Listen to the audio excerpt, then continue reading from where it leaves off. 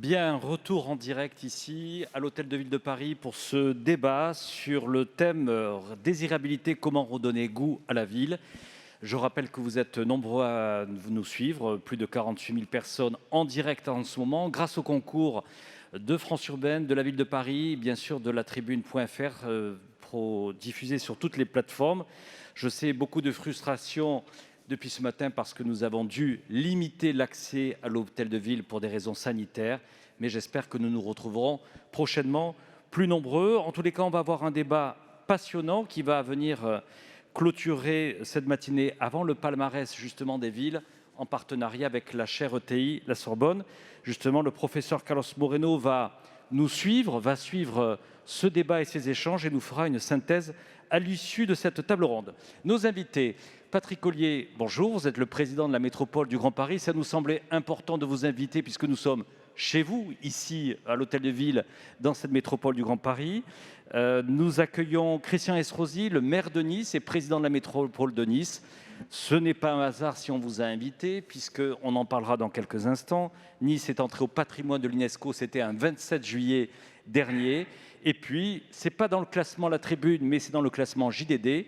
Vous êtes encore cette année la métropole la mieux notée, notamment, bien entendu, en termes d'attractivité et de qualité de vie. Olivier Vignol, bonjour, vous êtes le directeur général du groupe ICAD, grand promoteur, grand investisseur dans les métropoles, dans les territoires en France. On parlera bien sûr de logement, on parlera aussi bien sûr d'immobilier d'entreprise sur ces évolutions. Également, nous accueillons Séverine Chaput, vous êtes directrice générale adjointe au sein du groupe BNP. Nous évoquerons aussi, vous êtes un acteur de la ville, BNP. Si on vous connaît bien sûr comme un banquier important pour ici toutes les entreprises et les particuliers, mais vous êtes un acteur des villes, à la fois bien sûr dans le logement, mais aussi dans l'immobilier d'entreprise.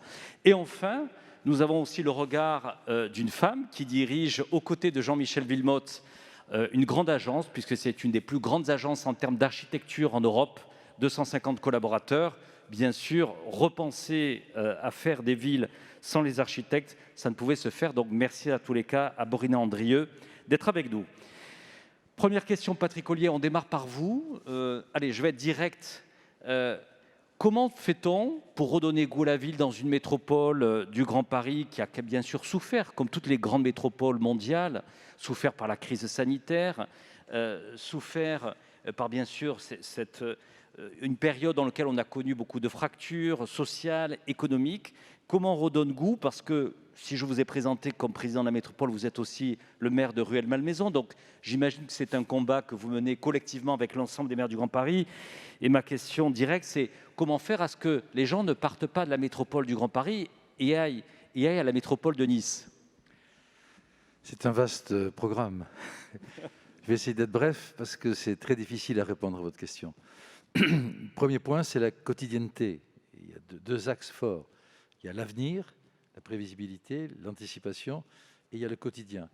Déjà, s'attaquer au quotidien, au niveau de l'ensemble des services et de l'action des métropoles. Je vais passer là-dessus parce que c'est ce qui est en principe de plus facile. Nous avons un effet masse de 7 millions d'habitants dans cette métropole, de 131 villes, qui existe cette métropole que depuis 5 ans, et c'est extrêmement compliqué, en naissant, parce qu'on n'est pas encore stabilisé, c'est très, très compliqué d'appréhender tous ces problèmes. En vérité, pour préparer l'avenir, il faut anticiper. Pour anticiper, il faut faire une révolution. C'est ce que nous sommes en train d'essayer de faire, je dis bien en train d'essayer de faire. Une prise de conscience collective de l'ensemble de ces 131 maires de la métropole, de telle sorte que cette révolution silencieuse puisse intervenir dans plusieurs domaines. Alors, je ne vais pas être trop long, mais par exemple, là, cet après-midi, je m'intéresse à la biodiversité et nous avons un programme Nature 2050 avec Madame Laura Dour et l'Agence de biodiversité. Qui est présente ici, Elle est Marianne présente. Laura Dour. Je la salue alors, Marianne, parce qu'elle nous aide énormément. Eh bien, nous sommes en train de changer les choses et j'ai fait en sorte qu'il y ait un vice-président, une vice-présidente déléguée à la biodiversité. Il y a un autre vice-président délégué au retour de l'agriculture en ville. Alors, on me dit, pourquoi vous intéressez à l'agriculture en ville à Paris? Mais vous-même, Patrick Ollier, est-ce que vous êtes aujourd'hui inquiet quand la presse et les journaux disent oui, ici dans la métropole ou à Paris, les gens veulent aller à la campagne, veulent aller dans les villes moyennes, les cadres veulent quitter Paris. Est-ce que vous êtes inquiet? Alors, je vous dis ce qu'on essaie de faire, c'est-à-dire de s'intéresser aux axes majeurs pour lesquels on peut anticiper, au niveau, tout à l'heure, on parlait de carbone zéro carbone, nous, c'est 2050. On est en train d'essayer de s'intéresser dans la gouvernance à ces sujets. Ça, c'est important. Alors ensuite, il y a le problème de ce que vous appelez la fuite. Le télétravail n'a pas arrangé les choses, il les a même aggravées. Et nous sommes confrontés à ce problème, donc il faut que la ville, effectivement, devienne désirable. Ça veut dire que les citoyens soient heureux d'y vivre et qu'on trouve un environnement satisfaisant. Ce n'est pas tout à fait le cas aujourd'hui. Et le fait est qu'il y a les problèmes qui se mélangent, mais c'est très compliqué. Le problème de foncier, le coût d'achat des terrains, le coût d'achat des appartements. Quand vous avez des appartements qui montent en puissance au niveau de l'accessibilité, vous préférez aller à 30 km de là et acheter quelque chose de fois moins cher. Et vous recréez des problèmes de densification à 30 ou 40 km de là. Donc c'est un problème extrêmement compliqué à gérer, que nous essayons de gérer. Et par exemple, sur le plan du logement, parce que c'est un des dossiers fondamentaux, j'ai entendu ce qui s'est dit tout à l'heure, la métropole du Grand Paris doit construire 38 000 logements par an. C'est la loi. Et l'année dernière, une année sur l'autre, c'est-à-dire par rapport à l'année d'avant, on a construit 45 000 logements. C'est-à-dire qu'on va au-delà des exigences de la loi. C'est un phénomène naturel et que les maires se sont inscrits dans ce phénomène pour trouver des logements aux personnes qui en demandent. Et on a des flux ahurissants et j'imagine qu'on demande encore plus sur le bord de la mer, au soleil, des logements accessibles. Mais ici, c'était effectivement très difficile. Donc, on fait face à ces obligations légales et on construit. Et on a lancé des concours. M. Jean-Michel Wilmotte et Ambrine Andry ont participé à ces concours. Nous avons près de 3 millions de mètres carrés qui vont être construits dans 71 villes, avec des ensembles immobiliers qui sont de vrais quartiers qui vont être là, qui sortent de terre. Ça commence à sortir de terre. Et ils sont adaptés à tout ce qui est en train de se produire, transition énergétique, transition écologique, mobilité douce, etc. Voilà, nous essayons d'aller le plus vite possible dans cette révolution qu'il faut faire, mais qui implique le changement de mentalité et le changement peut-être de responsabilité aussi. Ça touche à la loi et ça touche à la compétence. On va en reparler tout à l'heure avec Patrick Ollier, notamment d'une démarche intéressante que vous initiez, parce que redonner goût à la ville, il faut aussi donner goût à la ville aux jeunes. Et on parlera de votre démarche avec le cycle d'écoute que vous avez entrepris, qui est Métropole 2050, mais on en parlera tout à l'heure. Christian Estrosi, je disais, on vous a choisi pour ce débat, à la fois parce que ce 27 juillet a été une date historique pour la ville de Nice. Et ma question, c'est, pour redonner goût à la ville, est-ce qu'il faut finalement renouer avec son histoire, avec ce que vous avez entrepris avec l'entrée au patrimoine de l'UNESCO de Nice? Ça en fait partie.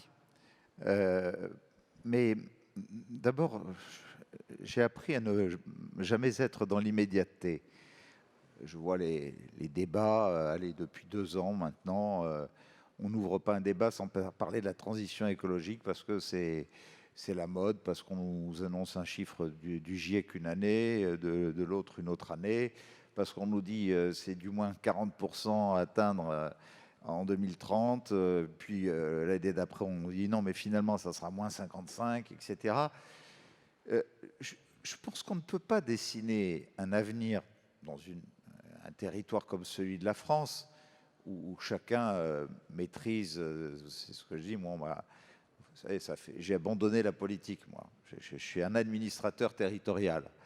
Et je dis toujours, moi, ce qui m'a été confié par mes administrés pour le 3e mandat d'affilée, c'est-à-dire qu'ils ne sont pas trop mécontents de ce que je fais, c'est mon petit morceau de banquise sur lequel j'ai à protéger mon petit ours polaire et à faire en sorte qu'il s'y épanouisse et qu'il y vive le plus heureux possible, et que je ne changerai pas de toute façon le réchauffement climatique en 2100.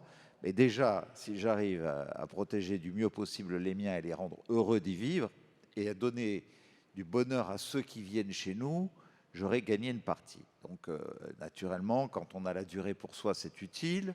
Depuis 2008, j'ai imaginé, alors qu'on n'était pas sur les indicateurs d'aujourd'hui, une ville où je savais que j'avais des tonnes de béton à démolir, une ville où je savais que j'avais une mobilité qui n'existait pas, qu'il fallait organiser, et que tout projet futur, contrairement à ce qui se passait dans la deuxième moitié du XXe siècle, on se disait, tiens, j'ai un truc à faire, un campus universitaire, un hôpital, un machin, où est-ce que j'ai du foncier disponible? Allez, je vais le jeter là-bas, puis on verra bien après comment on s'y rendra, comment les salariés y vivront, comment, etc. Maintenant, on n'est plus du tout là-dedans.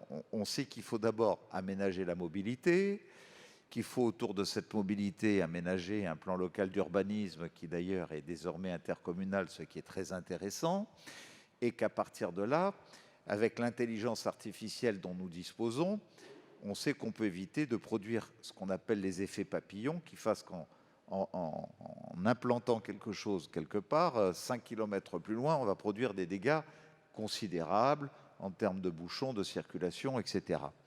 Donc, moi, je suis persuadé d'une chose, c'est que la ville de demain, et même celle d'aujourd'hui, c'est celle où on va offrir un cadre de vie, un art de vivre, quelle que soit sa condition sociale, naturellement, puisque la responsabilité d'un maire, c'est aussi de répondre à une dimension sociale importante, de ne pas hésiter d'ailleurs à consacrer plus de crédits pour les anciens quartiers dégradés et en difficulté. Je me réjouis que le gouvernement actuel ait relancé l'ANRU, où pendant 5 ans, sous Hollande, il y avait eu une chute brutale dont nous avions bénéficié par le passé, que nous puissions démolir, reconstruire de manière beaucoup plus éco-responsable. Et en ce qui me concerne, le choix, c'est culture, ville-jardin et destination événementielle dans le domaine scientifique, dans le domaine des affaires, etc. Ça donne quoi aujourd'hui? J'ai, au moment où je vous parle, 3000 chambres d'hôtel en construction. Les actionnaires qui investissent en ce moment 450 à 500 millions d'euros pour y faire 3000 chambres de 4 étoiles luxe et de 5 étoiles palace, à un moment où c'est pas trop à la mode, c'est qu'ils se disent cette ville est en train de se mettre sur une trajectoire où ça vaut le coup d'investir, et d'investir pendant le Covid. Et c'est livrable entre 2022 et 2023, c'est-à-dire qu'on est en train de se donner 30% de capacité d'hébergement de haut de gamme de plus, parce que j'ai réuni mon G20 de l'hôtellerie il y a maintenant 4 à 5 ans de cela. J'aurais dit, est-ce que vous êtes d'accord pour qu'on supprime tout le tourisme de masse? Moi, les petits bus londoniens qui rentrent et qui vous invitent... Vous n'aimez pas les bus londoniens, hein? Les ferries qui partent du port pour aller vers la Corse ou je ne sais quelle destination et qui vous font rentrer des Vous les centaines avez de bagnoles supprimés dans aussi, la vous l'avez ville, annoncé. et qui vous polluent l'ensemble de la ville pour vous laisser des bouts de papier gras sur les trottoirs, on n'en veut pas. Donc à partir du moment où mon G20 a validé culture, ville-jardin, patrimoine de l'UNESCO, qui exige, au moment où j'ai lancé cette candidature, parce que vous savez, c'est un parcours du combattant où pendant 7 ou 8 ans, il faut franchir des étapes au ministère de la Culture, il faut reconstituer, requalifier, réhabiliter des patrimoines du XIIIe, du XVe, du XVIIIe siècle qui avaient été laissés pour compte, et en même temps se dire qu'à partir du moment où on est classé, en ce qui nous concerne, sur 500 hectares, c'est pas rien, sans compter les perspectives collinaires où vous avez Observatoire Garnier, Eiffel et compagnie, il faut se dire, la vape que je prends et qui va m'interdire de pouvoir aménager les équipements publics, les campus, les hôpitaux dont j'ai besoin, parce que naturellement, ils ne seront plus en cohérence avec ce classement, il faut que j'aménage aussi une ville nouvelle pour pouvoir accueillir ces nouveaux équipements en éco-constructibilité totale. Et donc, tout ça, ça s'inscrit sur une trajectoire de 10 ans. C'est un hôtelier bien connu qui s'appelle Serge Trigano qui me disait il y a 2 ans de ça, monsieur le maire, je veux absolument trouver à ouvrir un mama shelter chez vous. Bon, j'ai dit, mais expliquez-moi pourquoi. Il me dit, vous savez, mon père, il y a 60 ou 70 ans, il avait inventé un tourisme où on allait à 25 000 bornes de la métropole, planté sur pilotis, sur des atolls et de l'eau turquoise. Les gens voulaient ce tourisme-là. C'est fini. Le tourisme de demain est un tourisme urbain. Mais un tourisme urbain où toutes les grandes métropoles d'Europe vont rentrer en compétition et sont déjà en compétition. Vous avez Bucarest, vous avez Prague, vous avez Vienne, vous avez tout ça, Florence, etc., à condition qu'on leur offre cet art de vivre où On va en a envie reparler de cet venir atelier. y travailler, y étudier, s'y former, se qualifier, avoir aussi bien des usines tournées vers l'innovation, des quartiers de start-up, et aussi naturellement une offre et une invitation à la découverte patrimoniale et à l'événementiel culturel de très haut niveau. Donc c'est la trajectoire que nous avons prise et qui aujourd'hui semble nous apporter Écoutez, des résultats en matière de croissance qui ne sont pas négligeables. ça nous a tous donné envie d'aller à Nice le week-end prochain. Merci Christian Estrosi. On va revenir vers vous, notamment, on parlera de vos projets les plus fous ou sur lesquels vous croyez pour les 10 prochaines années. Olivier Vignol, on parlait des classements. Voilà, Nice est bien classé dans le classement JDD. Moi, je ne veux pas bien sûr taire, puisqu'il y a quelques jours, dans Le Point, qui est quand même un magazine, un média sérieux, vous a attribué l'entreprise la plus responsable de France, dans toutes les catégories. Donc j'ai envie de vous dire d'abord félicitations. Vous êtes un des plus grands promoteurs, une des plus grandes foncières en France. Vous, c'est quoi votre définition justement de cette ville désirable ? Écoutez, d'abord, on est très content de ce classement, effectivement, surtout pour les 1200 collaborateurs qui essayent tous les jours de faire une société responsable. Mais avant de répondre à votre question, Christophe, je dirais que j'ai été assez surpris. Alors, j'ai accepté bien volontiers l'invitation, et par le thème et le titre de la table ronde, parce que nous, ce qu'on constate chez ICAD, c'est que les Français veulent habiter dans les villes les plus attractives et dans les grandes villes. Et donc, je ne suis pas sûr qu'on ait besoin de les réenchanter ou de redonner goût à la ville, parce que nous, ce qu'on constate, c'est qu'il y a alors c'est pas toutes les villes, mais il y a une quinzaine de villes en France, c'est sûr que mes deux voisins de droite font partie de ce groupe, mais qui attirent les gens, et que, j'étais très surpris par le chiffre qui a été donné par Philippe Portier de 400 000 personnes qui auraient quitté la métropole pour aller vivre à la campagne. Nous, ce qu'on constate, c'est que les gens veulent aller vivre dans les villes pour toutes les raisons qui ont été indiquées par mon voisin de droite. C'est là où il y a la ville, la culture, l'emploi, la formation. Et que, voilà, donc la responsabilité, c'est de faire une ville certainement, je dirais, bas carbone, etc. Mais je ne crois pas qu'on ait besoin de convaincre les gens d'aller habiter dans les métropoles et dans les villes. Alors nous, la définition, on a essayé de réfléchir, c'était en 2019. On a fait ça dans notre raison d'être. On a mis 5 mots derrière la ville de demain: innovante, mixte, inclusive, connecté et bas carbone. Alors, on va dire que c'est des mots qu'on entend chez beaucoup de gens, mais voilà, nous on l'a écrit, on l'a fait voter et on essaye de faire ça au quotidien pour faire des villes où les gens se sentent bien pour vivre et pour travailler. Est-ce que vous êtes sensible lorsque Christian Estrosi parle de l'art de vivre ? C'est vrai que c'est un terme qu'on n'a pas beaucoup entendu parler. On va en parler tout à l'heure avec Borina Andrieux, qui elle dit il faut peut-être un peu plus défendre le beau dans nos villes. Ça, c'est la position du cabinet Villemotte, mais l'art de vivre, est-ce qu'à votre avis, c'est trop absent aujourd'hui Alors, on n'a pas mis notre raison d'être, je vais y réfléchir. Par rapport au beau, c'est vrai qu'il y a quelques années, quand j'ai démarré dans ce métier, les questions architecturales étaient encore plus centrales peut-être qu'aujourd'hui, où on se préoccupe plus des performances énergétiques, bas carbone, etc. Moi, je voudrais faire, dans les 5 mots qu'on a quittés, parce qu'on ne va pas citer ce qu'on fait sur chacun des 5 mots, mais il a été notamment dans la table ronde précédente sur les côtés d'inclusion, etc.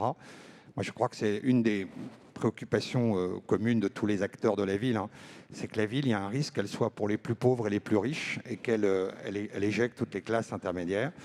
Et toutes les initiatives qui peuvent être prises dans ce domaine sont les bienvenues. Alors, il y a les initiatives étatiques ou régionales ou locales sur les chartes de prix maîtrisés, etc. Nous, au-delà de ce qu'on fait en commun avec certains élus, dans chacun de nos programmes, on met 10%, même quand on ne nous le demande pas, des logements à des prix maîtrisés qu'on essaie de vendre plutôt aux acheteurs locaux, aux acquéreurs locaux, pour essayer d'avoir, je dirais, tout type de classe dans nos programmes immobiliers.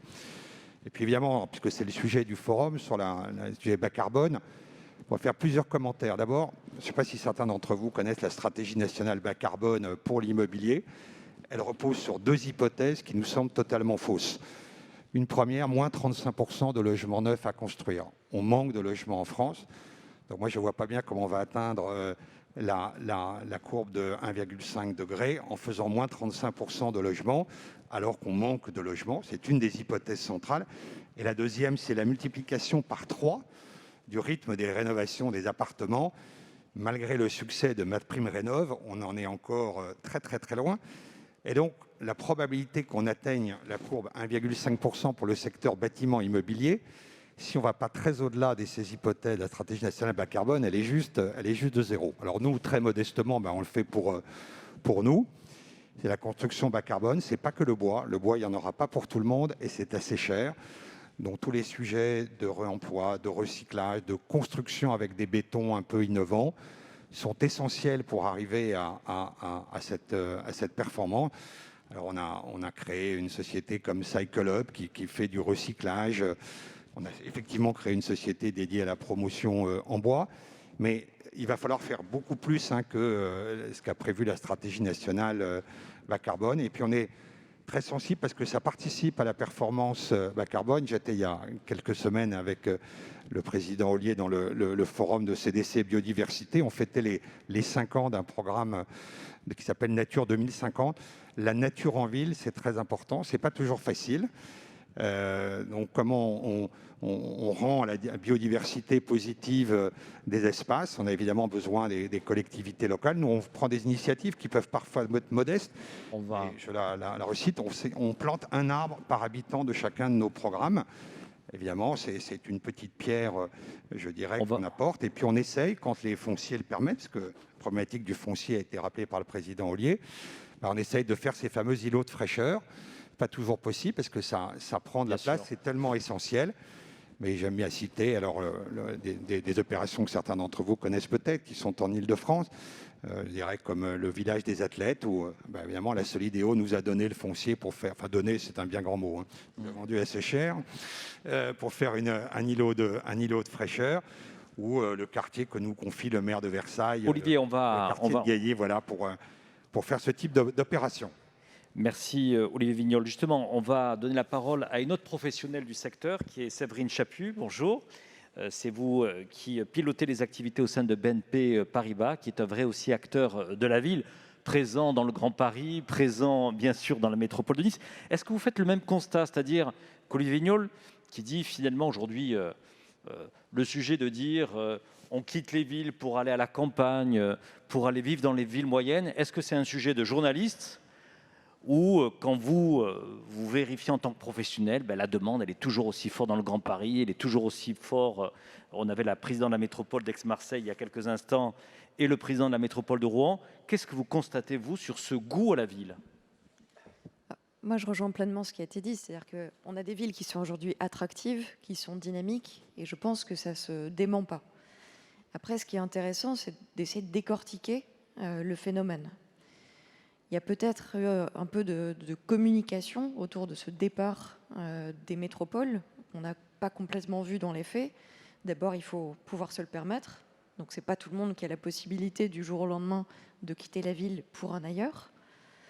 Mais pour autant, c'est vrai qu'on voit une vraie dynamique dans les régions, dans les métropoles régionales. La présidente de la métropole Aix-Marseille s'exprimait et on voit aujourd'hui que ce soit sur des villes comme Nantes, comme Bordeaux, comme Lyon bien évidemment, Aix-Marseille, donc énormément de métropoles régionales qui gagnent en attractivité et qui ont vocation à capter un certain nombre de flux. Ensuite, pour moi, je ferai une différence entre ce qu'on peut appeler la ville désirable et la ville attractive. Parce que de fait, la ville attire, parce que c'est là qu'on va pouvoir y travailler et en fait répondre à un certain nombre de ses besoins. Ce n'est pas pour autant qu'elle est désirable. Moi, ce que j'ai trouvé intéressant, malheureusement on est tous encore masqués, donc le contexte Covid est très présent, c'est pendant ce premier confinement, on a vu la ville un peu déshabillée de ce qui faisait sa désirabilité.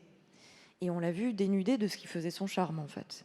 Et pour moi, le charme de la ville, c'est le lien social, la capacité à se rencontrer, foisonner, aller au café, aller, ce que vous disiez sur la culture qui est essentielle, donc cette intensité de vie dont on était démunis pendant quelques mois. Et je trouve que ça nous donne les bonnes lignes directrices pour participer en tant qu'acteur immobilier à la ville désirable.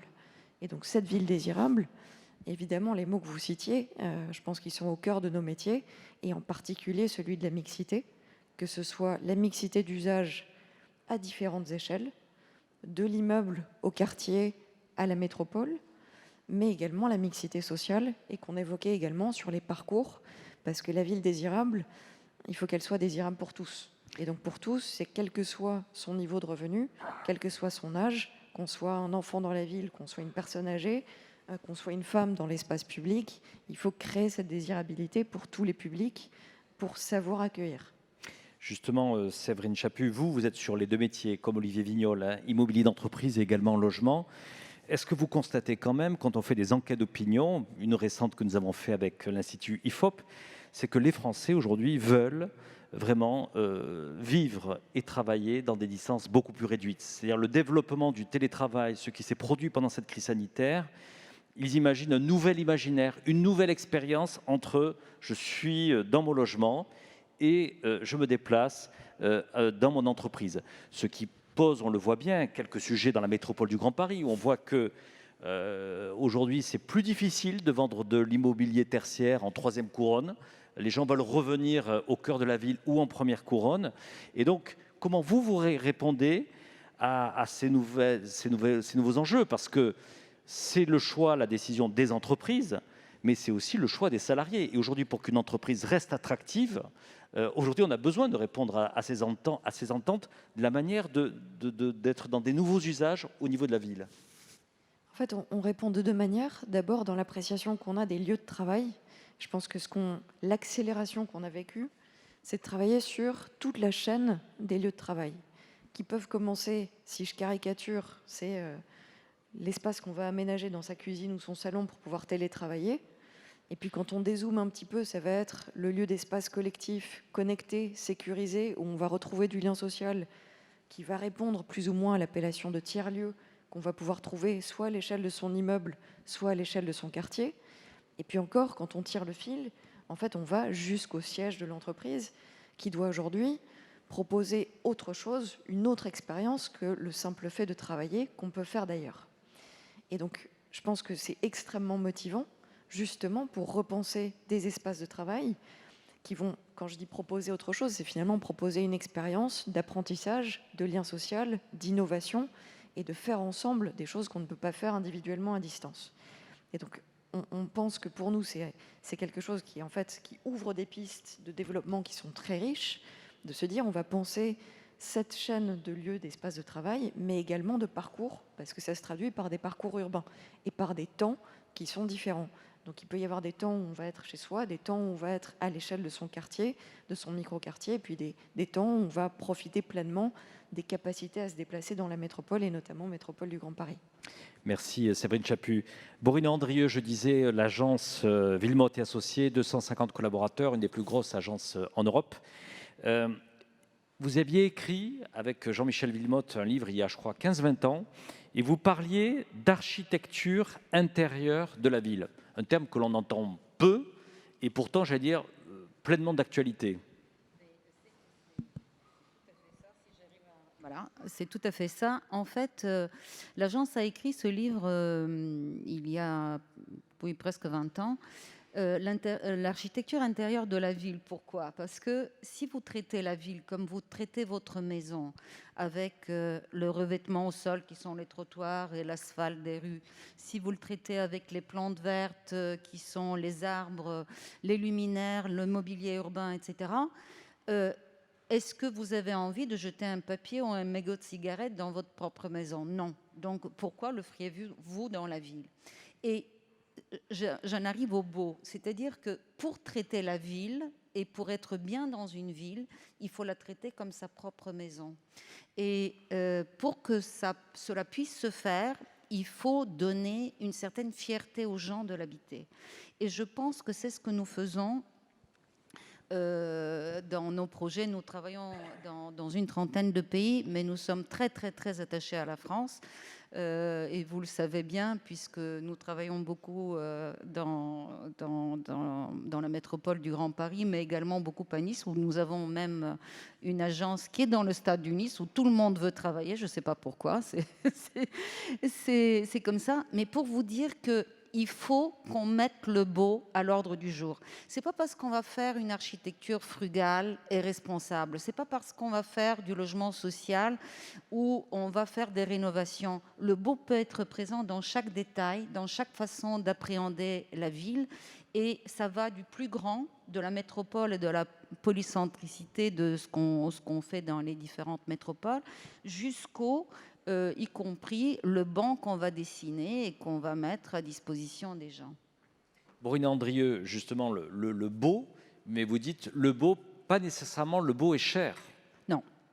Ça, c'est un élément important. Enfin, on a des collectivités locales, je pense que on a des maires, je n'en doute pas, Patrick Ollier et Christian Estrosi, qui font du très beau à Rueil-Malmaison ou à Nice.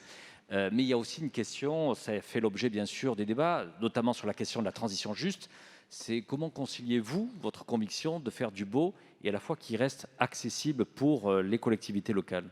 C'est-à-dire qu'il faut savoir où on met l'argent. Quand on commence un projet, d'abord ça peut être un grand projet urbain, donc il y a une question d'aménagement du territoire, donc c'est quelque chose à part.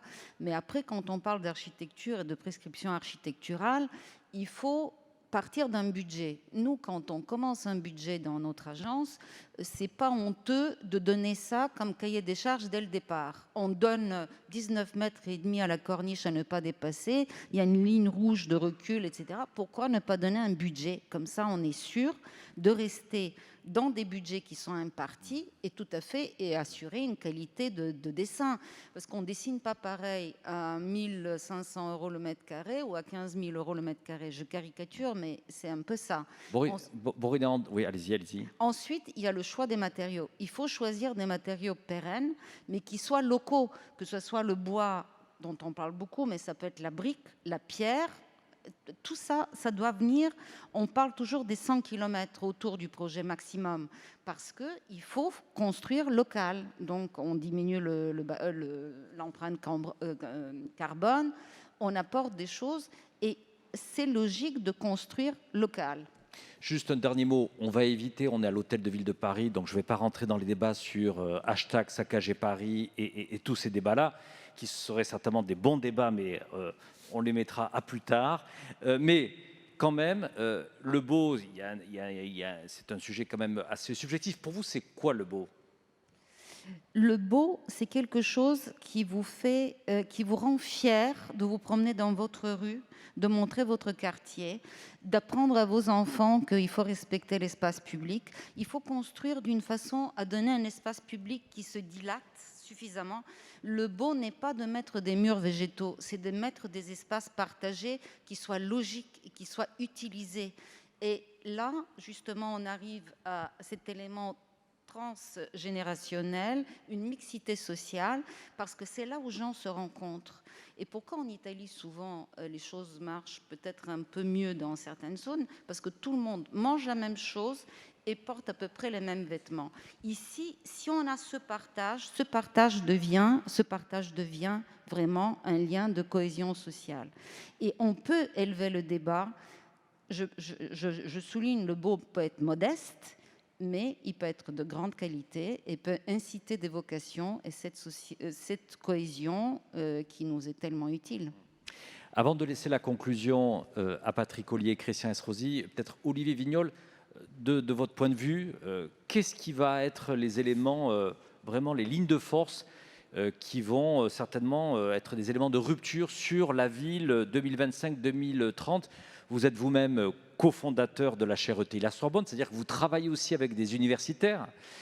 C'est quoi, vous, le pari que vous allez faire sur la ville d'aujourd'hui, de demain, que vous êtes en train de porter en tous les cas, surtout quand on est l'entreprise la plus responsable de France?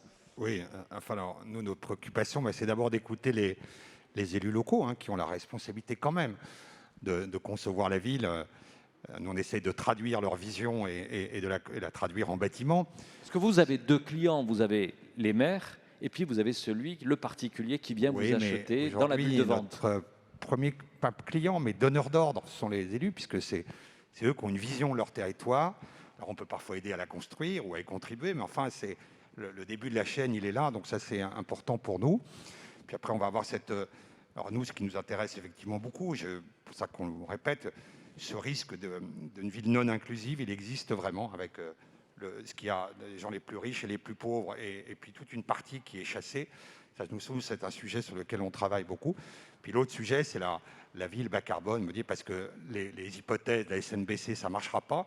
Donc si tous les acteurs qui construisent, il n'y a pas que nous, on ne se prend pas en main pour faire de la construction bas carbone responsable, on ne sera jamais à la trajectoire pour ce qui concerne l'immobilier et le bâtiment 1,5%. Nous, on s'est mis sur cette courbe-là. Une société comme ICA, pour vous dire, c'est des dizaines, pour ne pas dire des centaines de millions d'euros d'investissement pour arriver à être sur cette courbe. Donc c'est, je t'ai dit, économiquement, l'équation, elle est très compliquée. Donc elle n'est pas encore complètement trouvée, mais c'est notre responsabilité d'arriver à se mettre sur cette courbe.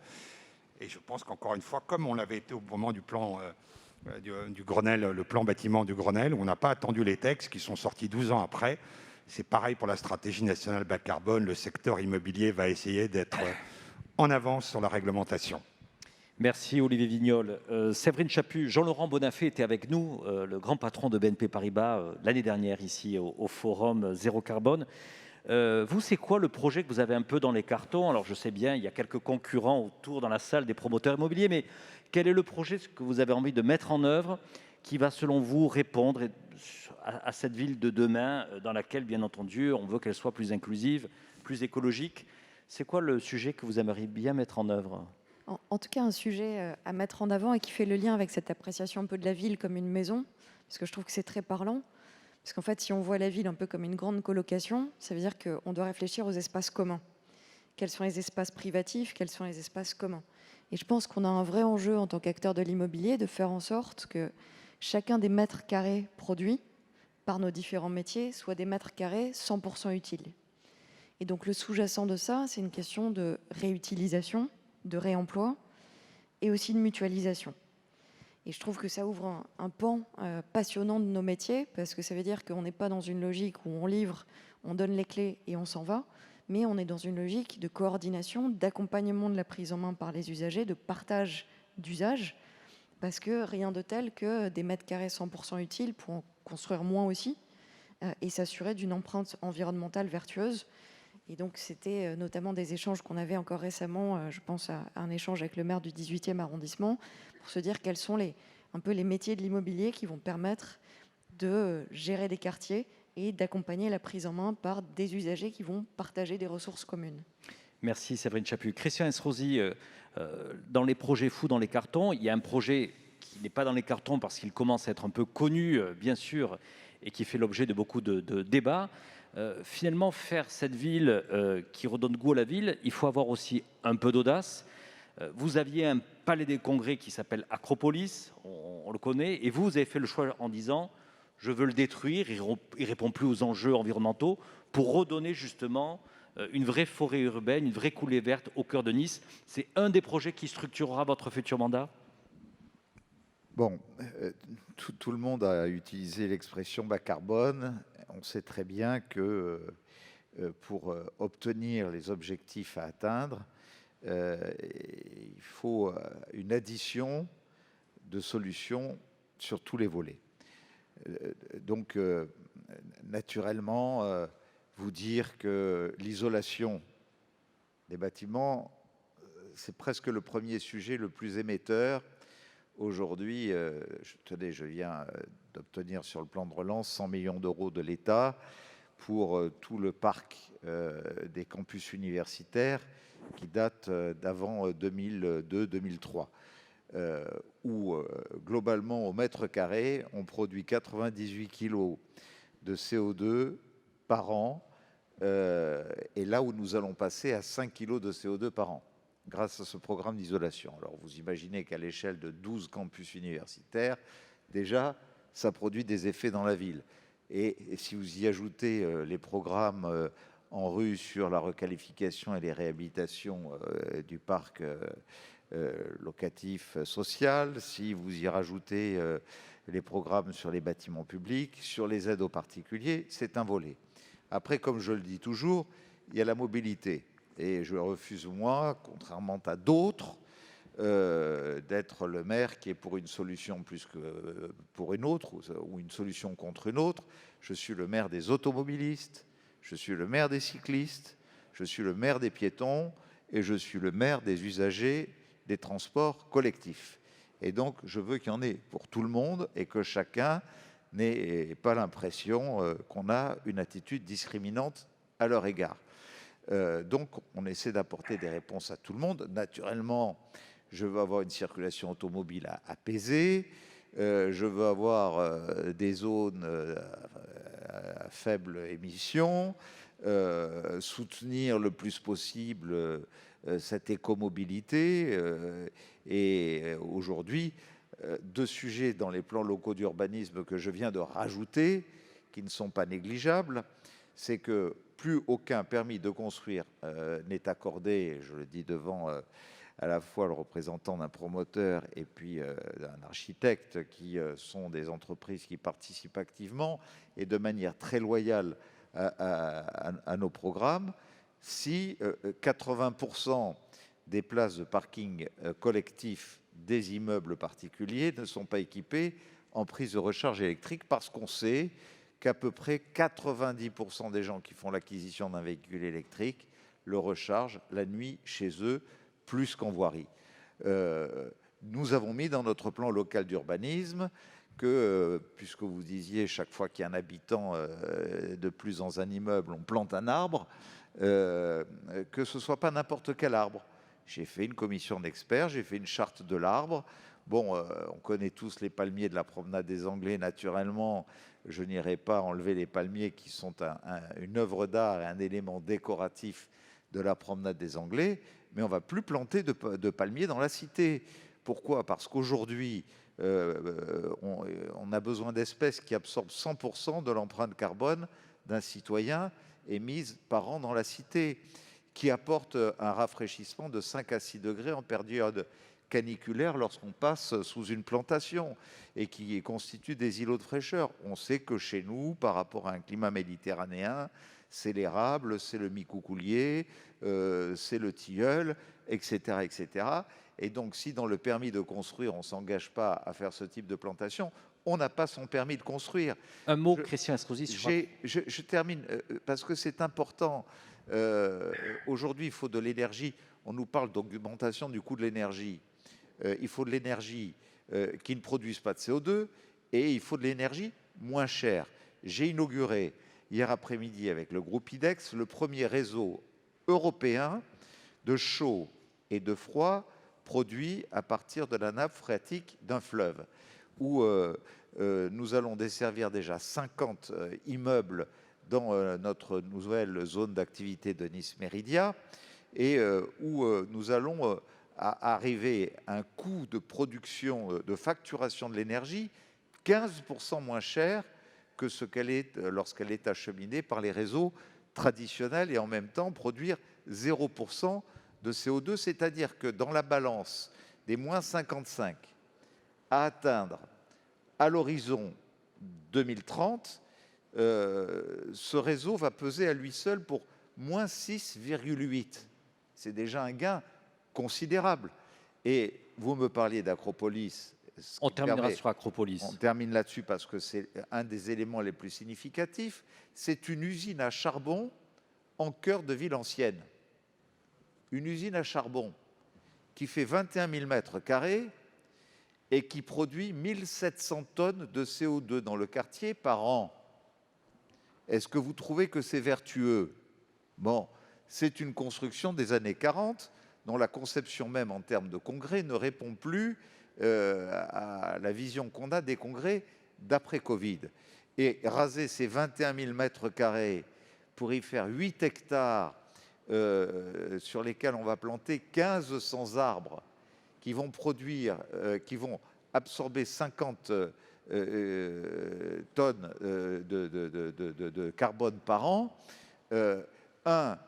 On n'injecte plus 1700 tonnes, et deux, on en absorbe en plus 50 tonnes de plus. Donc Nice aura son futur palais des congrès. Ça veut dire qu'on végétalise, ça veut dire qu'on crée des îlots de fraîcheur. Alors vous allez me poser la question, mais alors, comment vous faites pour remplacer ça ? Puisqu'il y a le palais des congrès et il y a le théâtre national qui est compris aussi dans tout ça. Eh bien, j'utilise des friches anciennes, et je le dis devant une représentante de Jean-Michel Villemotte qui en a visité notamment une, d'accord, en disant voilà, c'est zéro artificialisation des sols, et donc les équipements publics dont nous avons besoin, que nous détruisons, nous n'allons pas les reconstruire en artificialisant des sols, mais en les reconstituant à l'intérieur de friches anciennes. C'est le Palais des Expositions des années 50, ou c'est le marché d'intérêt national aux Fleurs, Merci. pour le futur Palais des Christian Congrès, Estrosi. qui nous fait zéro artificialisation des sols et un gain de, je ne sais, de près de 40 hectares d'espace vert de plus dans la cité.